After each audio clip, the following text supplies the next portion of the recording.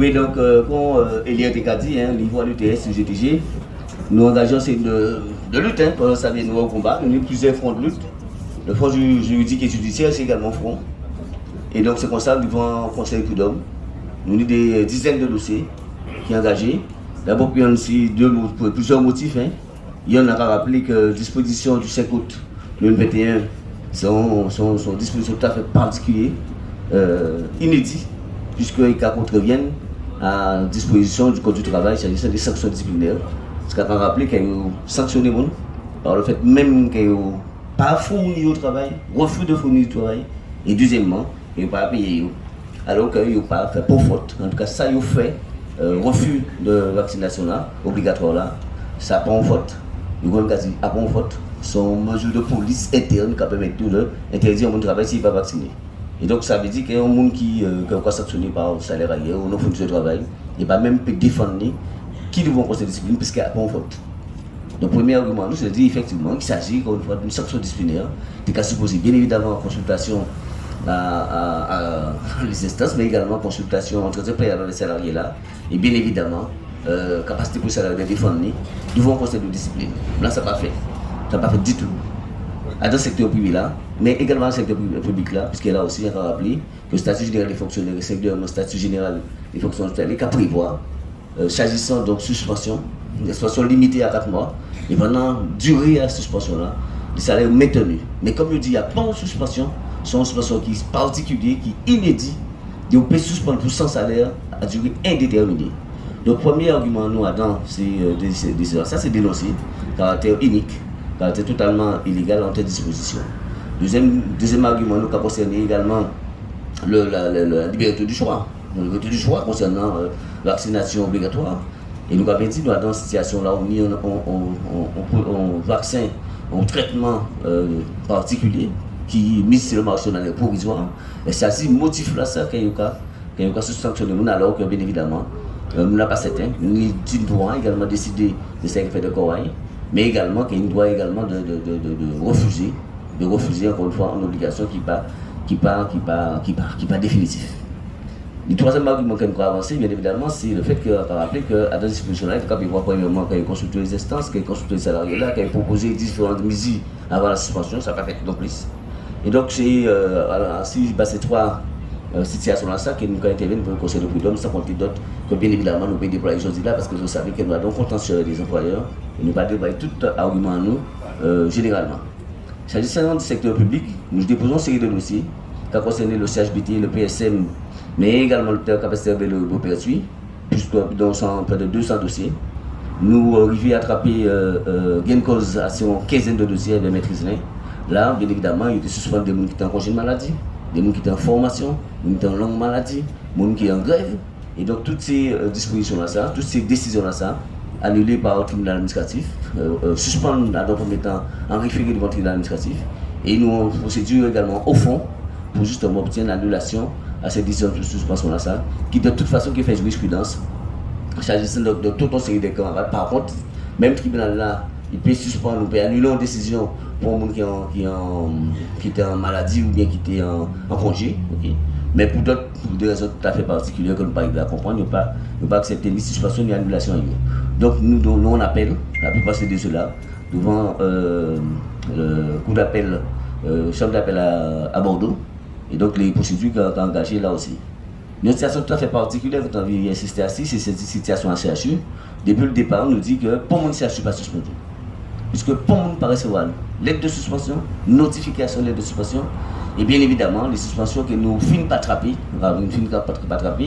puisque nous finissons savons que nous sommes suspendus, les motifs sur la suspension, à l'occasion d'une procédure que nous avons engagée au mois de décembre 2021, et c'est dans conclusion en défense en direction à CHU que nous trappons, que nous venons prendre connaissance à ces décisions de suspension-là. Et quand nous observons, au mois de janvier 2021, là, nous sommes avec ces dossiers-là, janvier 2022, nous constatons que toutes ces décisions-là, c'est des décisions rétroactives. Ça veut dire qu'il y a des cas suspendus avec des courriers datés du 20 janvier, mais pour des suspensions rétroactives à partir du mois d'octobre ou du mois de novembre. Donc, deux motifs pour nous d'annulation à toutes ces décisions-là qui sont au CHU. Encore rappelé qu'au départ, il y a près de 400 agents au CHU qui ont été recevoir des lettres de suspension. 400 agents au CHU qui ont été interdits de travailler. Nous avons engagé des procédures pour 160, 136 ça dans le premier temps, au mois de juillet, août. Et donc, dès qu'à vous voyez le cas de la direction casino. Dans le premier temps, le tribunal a dit nous effectivement que c'est faute nous si nous pas suspendre, puisque bon, nous avons mis à y prendre vaccin là. Bien évidemment, à partir de réponse, nous pouvons dire en droit. Et donc, c'est pour ça que nous tuons, nous prenons temps.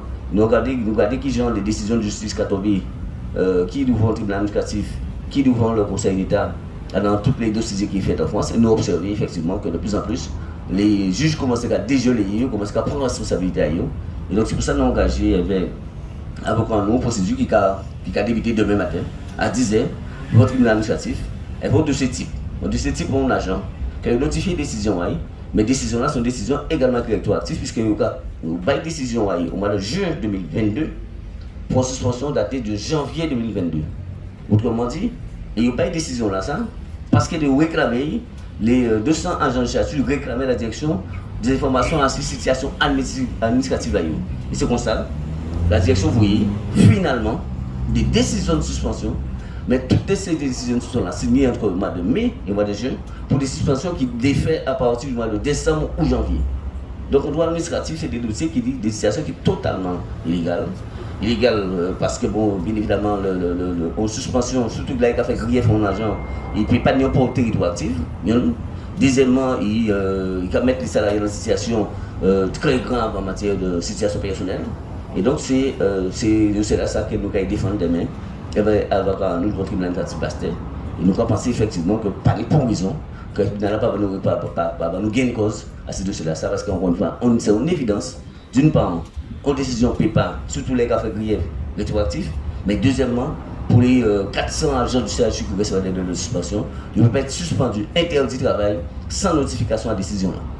Donc, nous faisons de ce type de votre tribunal administratif demain matin à 10h, tribunal administratif Bastet, et de toute façon, objectif en nous, au plan syndical, au plan de la lutte, c'est obtenir qu'une telle décision fait jurisprudence pour les 300, 400 agents du CHU suspendu.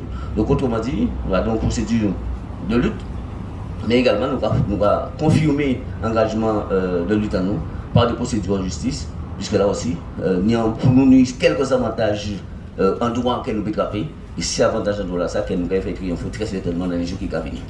Voilà pour les dossiers en justice, qui est dans le secteur privé, qui est dans le secteur public là. L'idée, encore une fois, c'est que nous ne pas la vie. On va rappeler que ça n'a pas tout dire réintégrer pour nous, pas mal de réintégration seulement.